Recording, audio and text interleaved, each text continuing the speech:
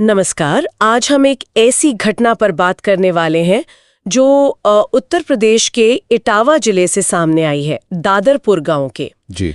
पिछले शनिवार मतलब 21 जून 2025 को एक भगवत गीता कथावाचक पर हमला हुआ। और देखिए, ये हमला कोई साधारण विवाद नहीं था। खास बात ये है, और शायद सबसे चौंकाने वाली बात, कि ये हमला उनकी जाति की वजह से हुआ। हाँ, यही बात इसे बहुत गंभीर बना देती है। बताया जा रहा है कि वो यादव समुदाय से हैं और कुछ गांव वालों को इस पर आपत्ति थी कि वो ब्राह्मण क्यों नहीं है और गीता कथा क्यों कर रहे हैं।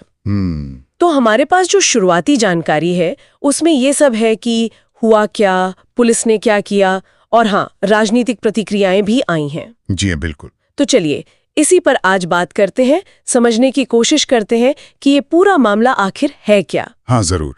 तो शुरुआत ऐसे हुई कि कथावाचक जी को एक धार्मिक कार्यक्रम में बुलाया गया था गीता पाठ के लिए। ठीक है। लेकिन जैसे वहां मौजूद कुछ लोगों को पता चला कि वो यादव हैं, ब्राह्मण नहीं, तो उन पर हमला कर दिया गया, कथित तौर पर। मतलब सिर्फ इस बात पे कि उनकी जाति क्या है? हाँ, यही रिपोर्ट्स कह रही हैं। और खबरें तो यहाँ तक हैं कि उनका सिर मुंडा गया और उन्हें जमीन पर नाक रगड़ने को भी मजबूर किया गया। ओ, ये तो बहुत ही अपमानजनक और हिंसक है। बिल्कुल। कुछ वीडियो भी आए हैं सोशल मीडिया पर। हालांकि पुलिस कह रही है कि वो उनकी सच्चाई की जांच कर रहे हैं। हाँ, वीडियो की प्रामाणिकता जांचना जरूरी है, पर जो आरोप हैं वो अपने आप में बहुत संगीन हैं। सही कहा। और ये धार्मिक कार्य करते समय हुआ, जो इसे और भी पेचीदा बना देता है। बिल्कुल। यहीं पर बात सिर्फ मारपीट से आगे बढ़ जाती है। ये सीधे सीधे जातिगत भेदभाव का मामला है जो धार्मिक स्वतंत्रता के अधिकार से टकरा रहा है। आप सोचिए, किसी व्यक्ति को उसकी जाति के कारण एक धार्मिक अनुष्ठान करने से रोकना और फिर उस पर हमला करना, ये हमारे समाज के लिए एक बड़ा सवाल खड़ा करता है। ये टकराव वाकई बहुत चिंताजनक है। अच्छा, तो पुलिस और प्रशासन ने क्या किया है अब तक? एफआईआर वगैरह हुई? हाँ, पुलिस ने एफआईआर दर्ज कर ली है। जो भारतीय दंड संहिता की संबंधित धाराएं हैं उनके तहत मामला दर्ज हुआ है। अच्छा। इटावा के जो एसपी हैं ब्रिजेश कुमार श्रीवास्तव, उन्होंने पुष्टि भी की है कि जांच शुरू हो गई है और वो कह रहे हैं कि ऐसी जातीय हिंसा बर्दाश्त नहीं की जाएगी। ठीक है, ये तो स्टैंडर्ड प्रोसीजर हुआ। हाँ, ये पहला कदम है।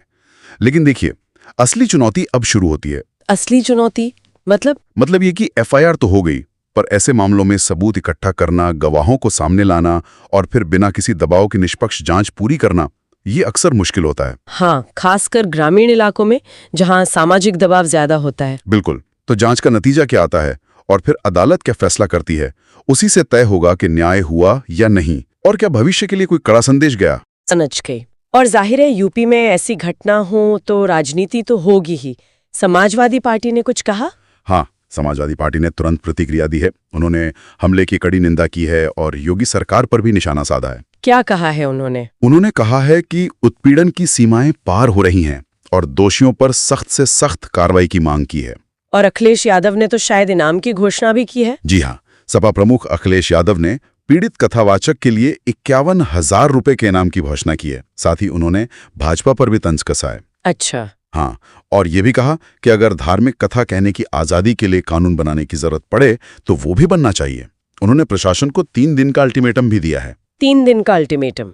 किस लिए? कार्रवाई के लिए, कि अगर 3 दिन में कार्रवाई नहीं हुई तो सपा विरोध प्रदर्शन करेगी।